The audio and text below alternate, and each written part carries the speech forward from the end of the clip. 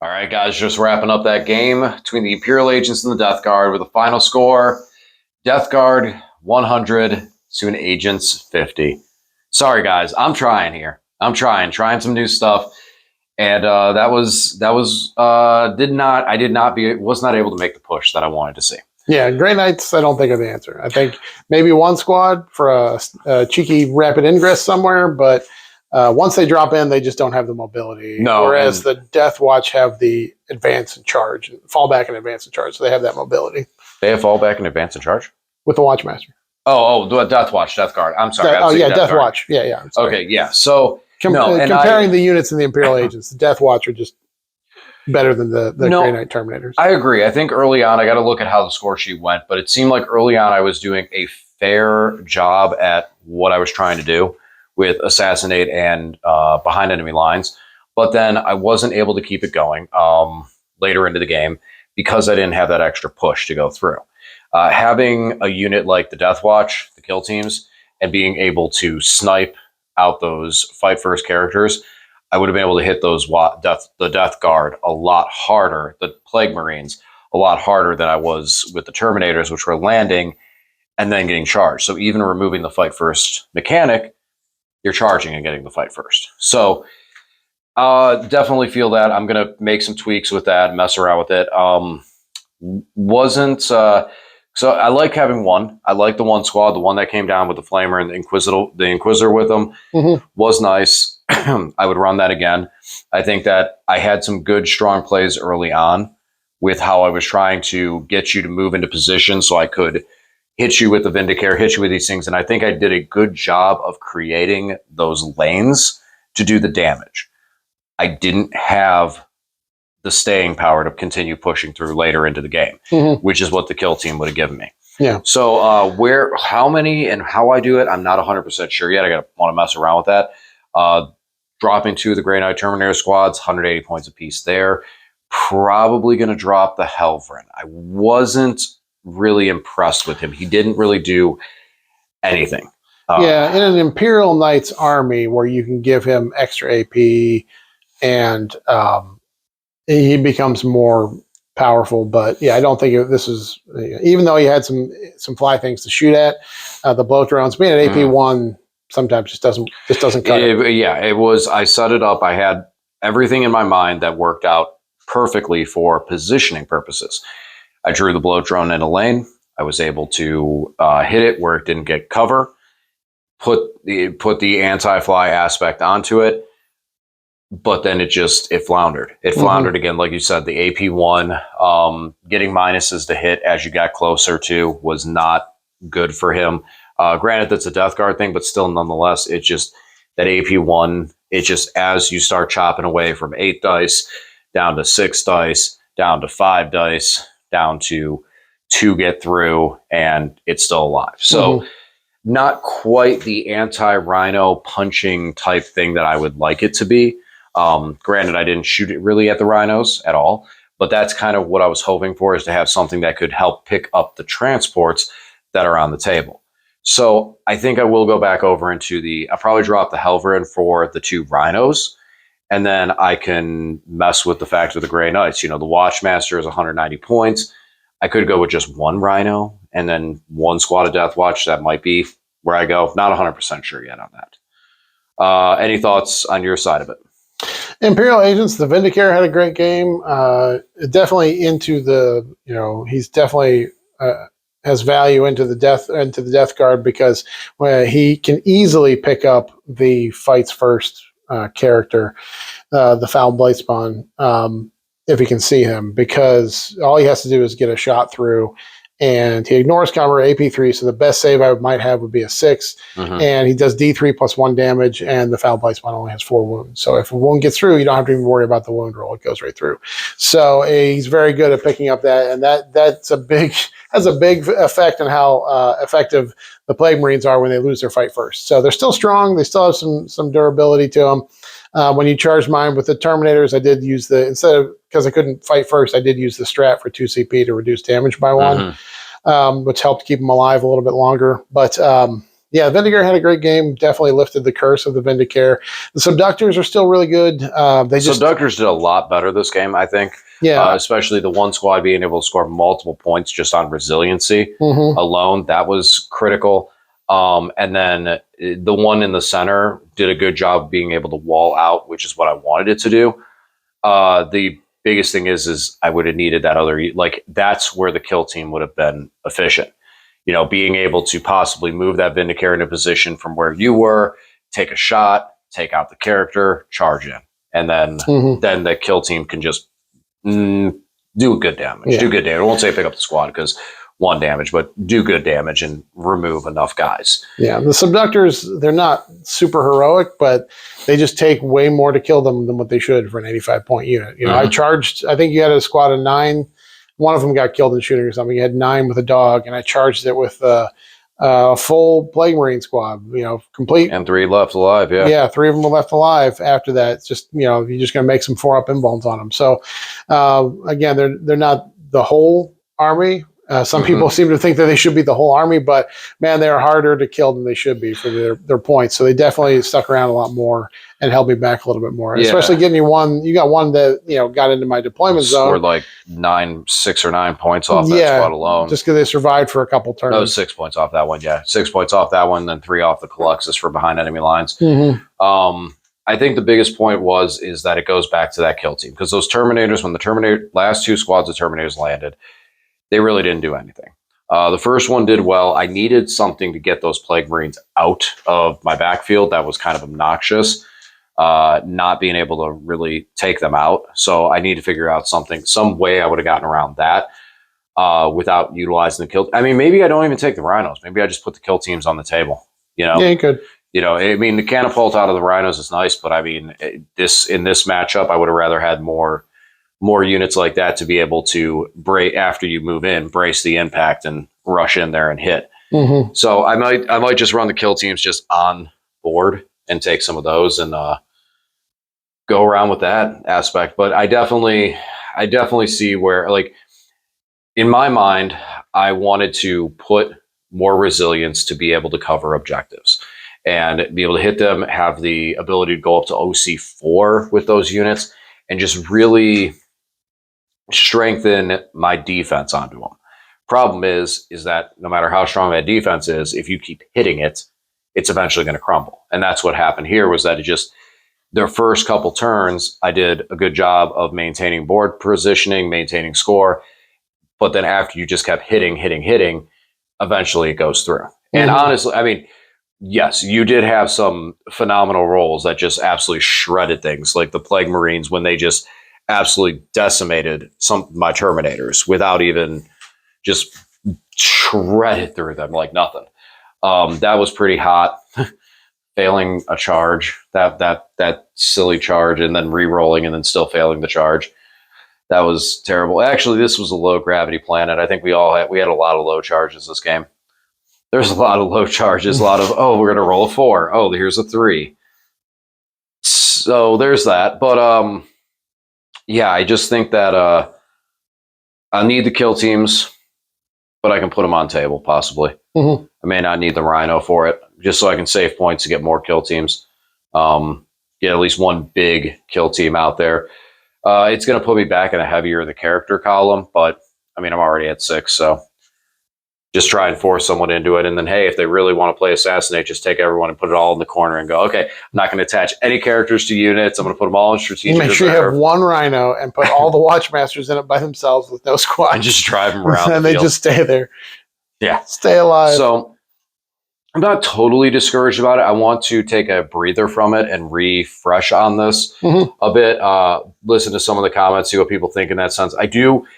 My play style is a little different. I don't necessarily know if I need those Rhinos. I kind of want to try without it, but I definitely need the kill teams. I definitely need something that's able to, like the kill teams can, advance and charge and get that extra momentum to get at these units. I mean, in some honesties, I'd rather have stuff like just a basic assault intercessor, like just basic jump infantry would be really nice to have to hit. Blood Angel jump infantry, anything. Yeah, I know. Having other units from the Space Marine Codex would be great for the Death Watch, DJ. I know. I know. But having the kill teams are still very strong. They still are pretty resilient. The Grey Knight Terminators deep striking, I still see a lot of value behind that. The Inquisitor might get pulled. I like him. I like that Overwatch was very strong. He did a good job. He gave me a bunch of CP back on different occasions like that. So I'm on the fence with him. We'll see. But the Helverin's going to go. The Helverin's going to go. It did not do what I wanted it to. I don't necessarily think I want to even go into another Armiger. I think I just want to get the kill teams out there and have units that can run through walls and charge things and hit from different angles and et cetera, et cetera, et cetera. Mm-hmm.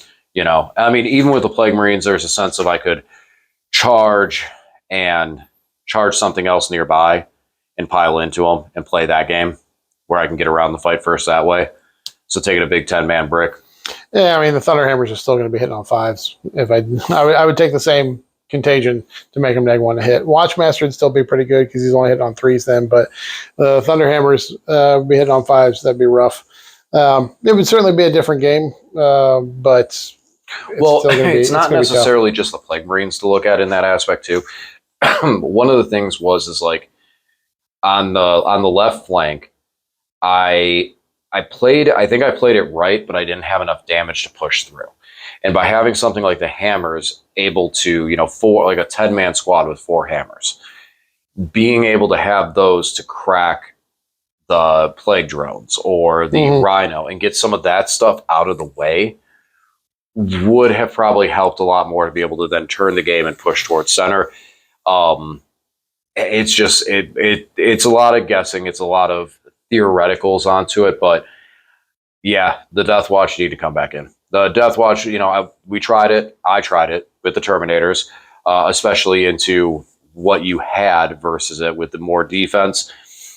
Still wasn't enough. It's not the same as Grey Knight Terminators when you have true silver armor, but the deep strike is nice. Whether the Inquisitor makes the cut, we'll see. I mean, how'd you like the Inquisitor? I think he did pretty well. I mean, he was neat. That's the thing with the Imperial agents. You'll find a lot of things like, oh, that's kind of cool. Like the fact that with an Incinerator and the Grey Knights, they're a decent Overwatch threat. And if you do spend the CP on Overwatch, you might get it back on a 3-up, which is valuable, I guess. But it's still just, I don't know if neat is good enough to be, competitive. I think that that's the question we always ask. I think that it's also a sense of if I go second, being able to rapid ingress them would be nice. I do think a lot of this mission. No, you could get the CP back for the rapid ingress too. Yes. Yeah. That's what I was thinking about. I would definitely play with it. Try it. Yeah. It's just got to get the kill teams back in. Maybe going into fix was not the best play. I mean, I did well with assassinate, but what else would I have done? I don't know. That one's tough. That one's a tough call because it could have been really bad on some of the card draws. That could have made it really just completely impossible. I might not have went as crazy with the Colossus out there and tried to. That was a Hail Mary. Just hoping that maybe I was just hoping I threw some 4-ups and got lucky and picked up some dudes. I mean, the grenade strat worked. Nothing from the gun itself. I needed to basically almost clear that whole squad to have a chance of surviving at that point. But it was worth a stab. It was the best long bomb I could come up with. If I did somehow miraculously kill that squad, the amount of points I could score there right away just went up significantly from taking the primary to having a unit back there to score 6 more points on behind enemy lines. But yeah, I'm not sure on that one. I don't know if that was the right call, but without actually flipping the cards, I wouldn't know. Could have been like you had extend battle lines at the end of the game. Went, oh, I have nothing, so then I don't even get those assassinate points that I got. All right, cleanse might have been a better option with the little units like the Voidsmen and stuff like that. So, all right. Any closing thoughts? We talked about the Imperial agents. How'd you like this change up to the DeathGuard build? I think it was good. They did DeathGuard stuff. Probably too many bloat drones. I probably would switch things around a little bit and take another carnivore just to have something that punches better into vehicles. Because the bloat drones are only strength 7 with the flesh mowers. So, but other than that, I think it performed well. The Tallyman is the first time I've ever used him. He got me CP 4 out of 5 turns, and I definitely used that. Especially used it a couple times to cycle out a a secondary that I didn't like. So I definitely felt his value there. So next time I build the Death Guard list, I'll probably consider putting him in. All right.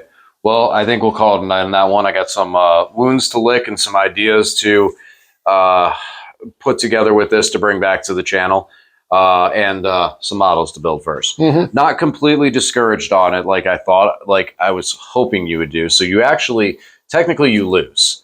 Because to win... I doubled your score. To win, you had to make me not want to play Imperial Agents anymore. So I take that as a win. Lane actually lost, guys. This is how it goes. Because to win, he had to make me not want to play the army anymore. And all he did was make me go, oh, I could play this army. I just have to put in kill teams. All right. Well, then I'll beat the kill teams. In a couple weeks. I want to get this stuff built first. Right. Once I have the models built, I'll bring it back onto the channel. But we're going to jump over into some other stuff real quick. We're still waiting on Blood Angels. Or is that this weekend? I think it's next. I don't know. We should be getting the points for them pretty soon. I have some Blood Angel stuff built, so I'll run them soon. I haven't wanted to put them on the channel until we add the actual points. So that'll be soon, either this week or next week, whenever the balanced data slate comes out. That's another critical thing too. Balanced data slate. While we're not expecting any real rules changes, this is just the points. That could change some stuff for the actual Imperial agents. Sadly, that just means a way of, oh, let's fix the agents by letting you take more stuff, by cutting the point costs on things. But in the case of some of the things like the Grey Knight Terminators and the Deathwatch Marines, if those points drop anymore for taking those, then we get into the really, really silly column of, oh my gosh, how much of this stuff can we actually take? So, I mean, fingers crossed that GW just says, okay, we messed up, here we go, reduce the points, because then, you know, you got the Deathwatch, I got the Terminators, so we can go with that. But we'll see what happens there. Not a lot of hopefulness there. I'm hoping they fix the Chimera soon. That's the one that bothers me the most. The Chimera bothers me the most.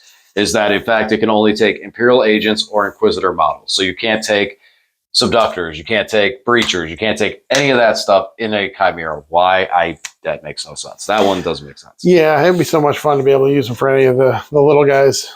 And there's a lot of different cool things you could do out of a Chimera, like especially for its point cost. So I would definitely like to see that get changed up. But yeah, Deathwatch kill teams go back in. Give me a little more push on the forefront. And we'll try this army again here soon. Once I get some subjunctors, and I said subjunctors. That's a new one. That's a new one. That's a new one. Let's see how many times I can alter this name and get the Breachers built. And like you mentioned, we do have I have a possibility going into a third Breacher squad. I like the Breachers. They're actually really cool. And I was thinking a lot of times with that Inquisitor, like not taking the Terminators and putting the Inquisitor with a squad of Breachers, just to be able to, you know, like you said with the abilities, I can spend a command point on them, give them a 4-up invuln, fall back, and then the 3-up. Having that Flamer on full rerolls to wound with devastating wounds, that's kind of mean. So, you know, I might drop the Terminators entirely, or I just might slap the Inquisitor and another squad of Breachers might be a good option. They're cheap. But I think that's about it. I think we covered everything with it. Sorry, Imperial Agent fans out there. I'll avenge this. I'll avenge this, but got to bring those Deathwatch Marines back. Go back and watch last week's video if you need to feel better. You had a win last week. It did. And we will go back to some of that Deathwatch. I wanted to try to go very defensive, emphasize the deep strike, play some of the rounds there. Didn't work as much, so now we'll move over into another aspect where probably go into the enhancement. I do have 3 Voidsman squads. The Navigator doesn't need to join one. I can deep strike the Voidsman squads and still do some similar stuff out of there. So we'll see what I tweak with it. Also, yeah, dropping the Rhinos. Those were it's like 150 points for 2 Rhinos that I had in before. So I might be able to put in just more dudes and go that route. So, all right, let's call it a night. All right, guys, as always, thanks for watching, and we'll talk to you again soon.